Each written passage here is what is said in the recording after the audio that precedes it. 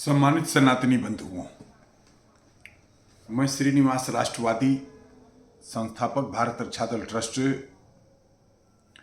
आज अपने सनातन संस्कृति के विशेष महत्व वैवाहिक रिवाज के संदर्भ में आपसे बात करना चाहता हूं।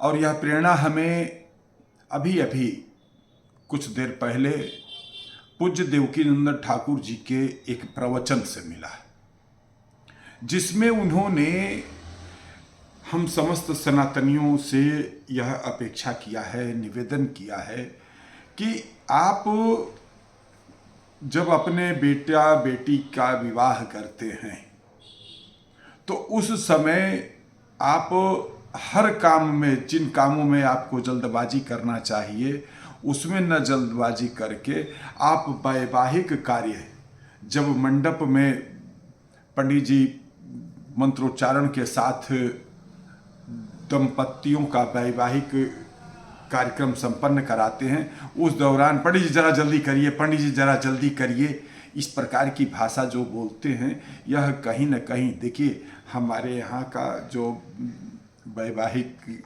रीति रिवाज है, हम जो भगवान राम के विवाह में मंत्र पढ़े गए, भगवान शिव माँ पार्वती के मंत्र पढ़े गए, उसी प्रकार के वही उन्हीं मंत्रों के साथ जो है मंत्रोच्चारण के साथ विवाह होता है और यह जल्दी नहीं हो सकता है।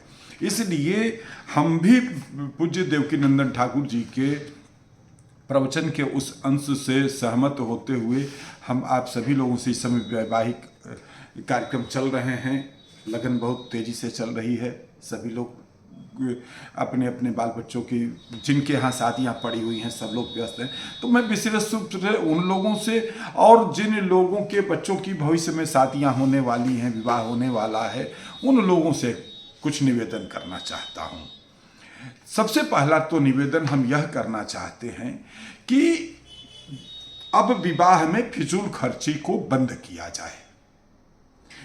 हम अनुभव करते हैं, क्योंकि मैं भी अपने स्वयं के नेतृत्व में अपने एक पुत्र का विवाह कर चुका हूँ, कुछ ज्ञान स्वयं का भी जो है और परिवार में और अपने इष्ट मित्रों, सहयोगियों, शुभचिंतकों के घर परिवार मिलने जुलने वालों के यहाँ जो शादियाँ विवाह संपन्न हो चुके होते हैं, उसके बाद के अनुभव जो हमने लोगों से साझा किया है, तो उसमें हमने यह पाया है कि अधिकांश लोग अपने आप को ठगा हुआ सा महसूस करते हैं, बाद में पछतावा करते हैं कि अरे इतना पैसा लग गया। बाद में पता लगा कि जो है आपके घर कैटरिंग वाला दौड़ के आ रहा है, टेंट वाला आ रहा है, गेस्ट हाउस वाला दौड़ के आ रहा है, और भी लोगों के आपकी देनदारी है, उन लोग किन्हीं लोगों से। देखिए, घर मकान बनाने में, जमीन जायदाद प्रॉपर्टी खरीदने में, घर में शादी विवाह के उत्सव जो होते हैं उनमें बहुत बड़ी तादाद, बल्कि मैं ये कहूँ कि 99% लोग चाहे थोड़े बहुत ही सही लेन देन भी करते हैं। और अधिकांश लोगों की तो स्थिति यह होती है कि वह कई कई साल तक अपने बच्चों की शादियों के बाद लेन देन के चक्कर से निकल नहीं पाते हैं। कभी कभी अपने लेन देन जो है वह कोई चीज़ को बिगाड़ करके, कोई अपनी ज़मीन बेच करके, प्लाट बेच करके, कुछ और नुकसान करके उस विवाह का जो है वो कर पाते हैं, उसके ऋण से उर्ण हो पाते हैं।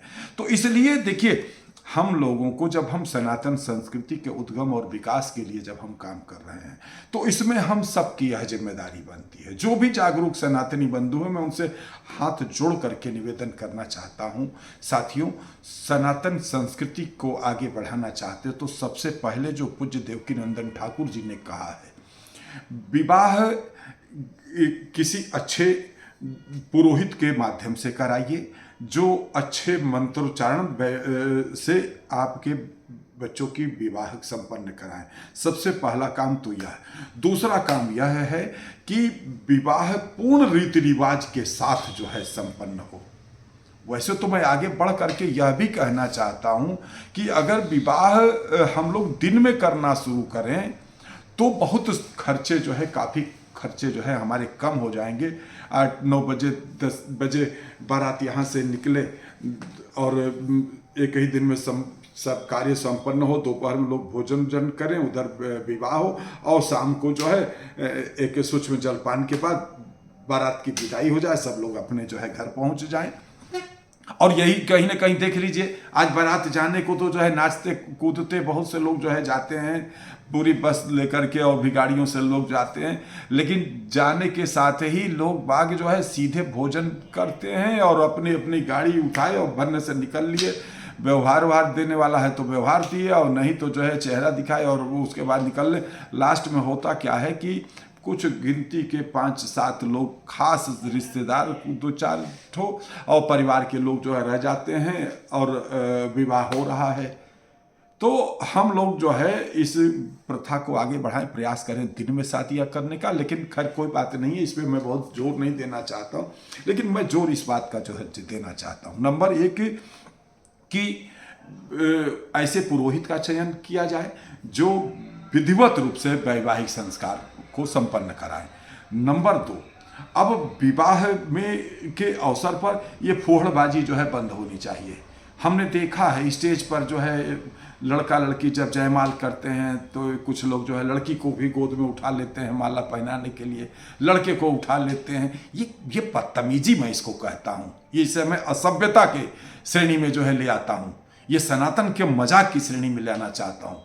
जब बच्चों की जो है बरमाला का कार्यक्रम हो तो उस समय केवल वही 2 बच्चे हों और इधर से 2-4 जो है विशेष लोग हों, 2-4 उधर से जो है जो वह 2 लोग जो है बच्चियां होती हैं जो फूल जयमाल के जो है लेकर के खड़ी रहती हैं और फिर जयमाल हो वो सभी लोग पुष्प अर्पित करके आशीर्वाद दें। तो इस तरीके से हो।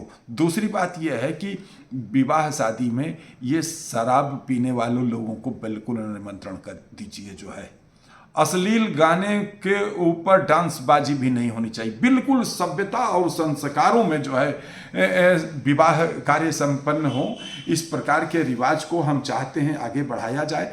कम से कम लोगों को निमंत्रण दिया जाए, कोई नाराज नहीं होगा और कोई नाराज हो तो हाथ जोड़ के माफ़ी मांग लीजिए। हम अगर ढेर सारे हजारों लोगों को न्योता देते हैं और उसके बाद में जो है कर्जे से लदते हैं और उसके बाद काफ़ी दिनों तक कोई का फ़ोन आ रहा, कोई टोका टोकी कर रहा, तो वो अच्छा है क्या? अगर हम अपने को, अगर मेरे कारण किसी के ऊपर कर्ज का बोझ लद जाता है और किसी के कारण मेरे ऊपर कर्ज का बोझ लद जाता है, तो काहे का रिश्ता है, काहे का संबंध है?